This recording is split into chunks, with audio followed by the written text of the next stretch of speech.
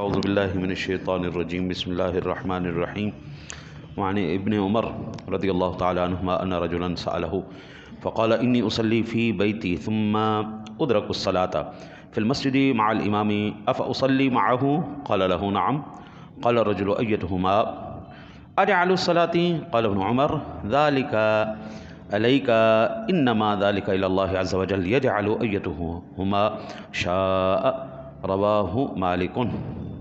حضرت ابن عمر رضی اللہ تعالیٰ عنہ سے روایت ہے کہ ان سے کسی نے پوچھا، عرض کی کہ میں اپنے گھر میں نماز پڑھ لیتا ہوں، پھر امام کے ساتھ مسجد میں نماز پڑھتا ہوں، کیا اس کے ساتھ بھی میں نماز پڑھ لوں؟ فرمایا ہاں۔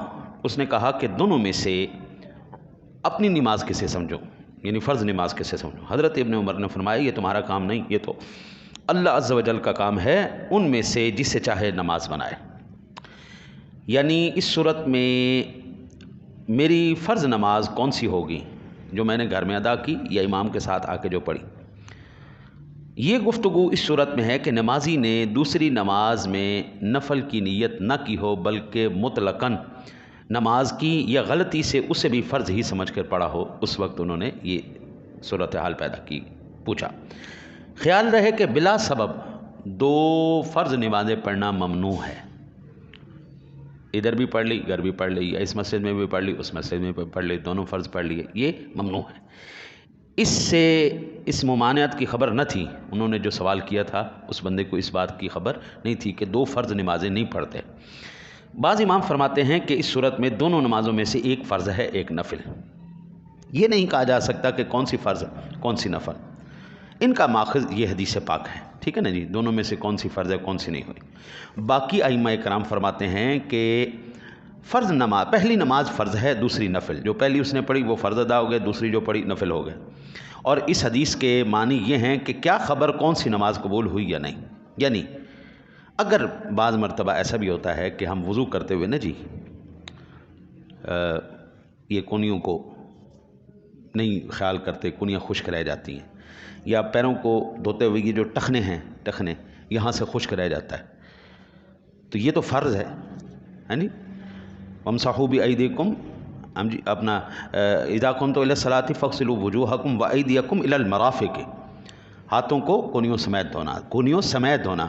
تو کونی کا اگر کوئی حصہ خشک رہ گیا یا ٹخنے خشک رہ گئے، اکثر یہ ہوتا ہے، تو اس کا سب سے بہترین حل ہوتا ہے کہ آپ ہاتھ مار لیا کریں، دھوتے ہوئے نا ہاتھ مار لے کونی کے اوپر، تاکہ اگر یہاں سے وہ رہ گیا اس کا تو وضو نہیں ہوا، تو بغیر وضو کے تو نماز ہی نہیں۔ تو اب دوسری نماز جو اس نے ادا کی وضو کر کے، تو اس کو کیا خبر، پہلی باطل ہو چکی تھی، دوسری جو اس نے ادا کی ہے وہ ادا ہو گئی۔ تو اب اللہ تعالیٰ یہ جو دوسری اس نے پڑھی تھی جو حکماً نفل تھی، اللہ تعالیٰ اس کو فرض بنا دے۔ یہ جو سنتوں کا تصور ہے نا جی، ہمارے محدثین فرماتے ہیں کہ سنتیں اور نوافل آپ پڑھا کریں، اللہ تعالیٰ یہ قادر و قدیر ہے جی، جب بس جو اس کو قبول کر لے وہ اس کی نیکی ہے۔ قرآن کہتا ہے یبدل اللہ السیئات حسنات، اللہ جب کسی پہ راضی ہو جاتا ہے اس کے گناہوں کو بھی نیکیاں بنا دیتا ہے، اللہ ہے نا جی، ہاں جی اس نے ثواب اور عذاب کا اس نے فیصلہ کرنا ہے نا، میں نے آپ نے تو نہیں کرنا، نہیں، اللہ فیصلہ کرے گا، اللہ نفلوں کو فرض بنا دے۔ یہ جو ہماری کمیاں رہ جاتی ہیں، ہماری نمازیں قضائیں ہو جاتی ہیں، تو اس کا سب سے بہترین حل آپ سنتیں پڑھا کریں، یعنی سنتیں پڑھ کے نوافل پڑھ کے، اللہ تعالیٰ کل قیامت والے دن انشاءاللہ تعالی العزیز اپنی رحمت کے صدقے، اپنے کرم سے، خود ہی اپنی شان کے لائق وہ کرم کر دے گا، ہمارے نفلوں کو فرضوں کی جگہ فرما دے گا۔ ہاں یہ ہے کہ اپنی طرف سے آپ جو ہے نا وہ پوری توجہ رکھیں۔ بہرحال دوسری نماز شرعاً نفل ہے، جیسا کہ پہلے احادیث گزر چکی ہیں جو میں نے عرض کیا۔ حضور نبی اکرم صلی اللہ علیہ وسلم نے فرمایا جب حکام دیر سے نماز پڑھنے لگیں تو تم اکیلے نماز پڑھ لیا کرنا، پھر جب ان کے ساتھ جماعت ہو۔